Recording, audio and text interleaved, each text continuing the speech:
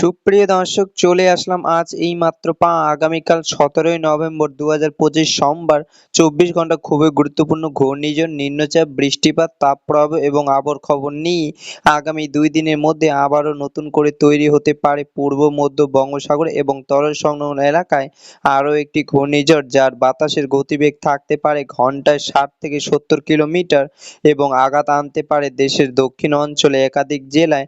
আবহাওয়াবিদ ঘূর্ণিঝড়টির নাম দিয়েছে ঘূর্ণিঝড় সিলিয়ন।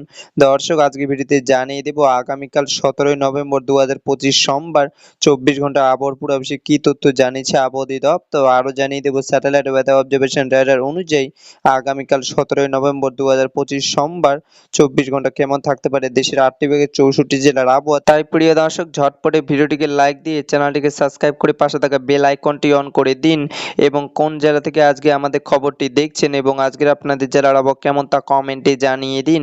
দর্শক, এবার জানিয়ে দিচ্ছি এক নজরে। দর্শক, এই মুহূর্তে আবহাওয়াবিদ আগামীকাল ১৭ই নভেম্বর ২০২৫ সোমবার ২৪ ঘন্টার আবহাওয়ার পূর্বাভাসে জানিয়েছে আগামীকাল সোমবার সকাল ৮টা থেকে ২৪ ঘন্টার মধ্যে বরিশাল, চট্টগ্রাম এবং সিলেট বিভাগে কিছু কিছু জায়গায় হালকা থেকে মাঝারি ধরনের বৃষ্টি অথবা বজ্রসহ বৃষ্টি হতে পারে এবং দেশের অন্যান্য অঞ্চলে আংশিক মেঘলা আকাশ ও আবহাওয়া প্রধানত শুকনো থাকতে পারে এবং বাংলাদেশের দিন ও রাতের তাপমাত্রা সামান্য বাড়তে পারে বলে জানিয়েছে আবহাওয়া অধিদপ্তর।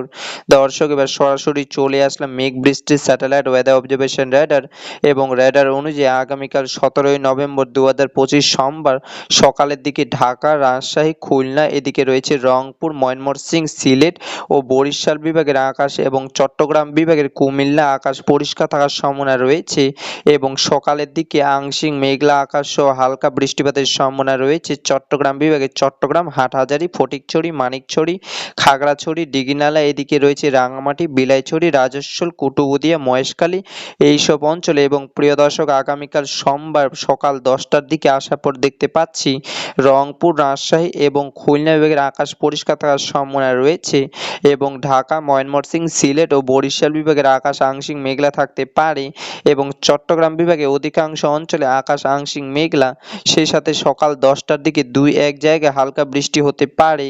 এবং প্রিয় দর্শক, সোমবার দুপুরের দিকে আসার পর আমরা দেখতে পাচ্ছি রাজশাহী বিভাগের আকাশ পরিষ্কার থাকার সম্ভাবনা রয়েছে এবং ঢাকা, খুলনা, বরিশাল, চট্টগ্রাম, সিলেট, ময়মনসিংহ ও রংপুর বিভাগের আকাশ আংশিক মেঘলা থাকার সম্ভাবনা রয়েছে। তবে প্রিয় দর্শক, আগামীকাল সোমবার দুপুরের দিকে বৃষ্টিপাতের সম্ভাবনা অনেকটাই কম এবং প্রিয় দর্শক, সোমবার দুপুরের দিকে সর্বোচ্চ তাপমাত্রা থাকার সম্ভাবনা রয়েছে ঢাকা, খুলনা এবং বরিশাল বিভাগে ২৯°C এবং চট্টগ্রাম বিভাগে এবং সিলেট ও ময়মনসিংহ ও রাজশাহী বিভাগের ২৯°C থেকে ২৮°C সর্বনিম্ন তাপমাত্রা থাকার সম্ভাবনা রয়েছে এবং রংপুর বিভাগে ২৭°C।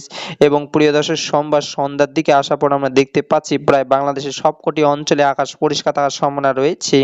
তবে চট্টগ্রাম বিভাগে কিছু কিছু অঞ্চলে যেমন চট্টগ্রাম, হাটহাজারী, রাঙামাটি, বিলাইছড়ি, রাজস্বল, থানচি, কুতুবদিয়া, মহেশখালী এইসব অঞ্চলে আকাশ সোমবার সন্ধ্যার দিকে আংশিক মেঘলা থাকতে পারে, তবে বৃষ্টিপাতের সম্ভাবনা অনেকটাই কম। এবং প্রিয় দর্শক, আগামীকাল সোমবার মধ্যরাতের দিকে আসার পর আমরা দেখতে পাচ্ছি দেশের সবকটি অঞ্চলে আকাশ আংশিক মেঘলা থাকার সম্ভাবনা রয়েছে এবং প্রিয় দর্শক, আগামীকাল সোমবার শেষ রাতের দিকে বাংলাদেশের সবকটি অঞ্চলে আকাশ পরিষ্কার থাকার সম্ভাবনা রয়েছে। প্রিয় দর্শক, এই ছিল আমার কাছে বাংলাদেশে আবহাওয়া অফিস থেকে পাওয়া স্যাটেলাইট ওয়েদার অবজারভেশন রাডার অনুযায়ী আগামীকাল ১৭ই নভেম্বর ২০২৫ সোমবার ২৪ ঘন্টা খুবই গুরুত্বপূর্ণ আবার খবর। দেখা হবে পরবর্তী দিনে আবহাওয়ার ভিডিওতে। ততক্ষণ পর্যন্ত সুস্থ থাকুন, ভালো থাকুন, ধন্যবাদ।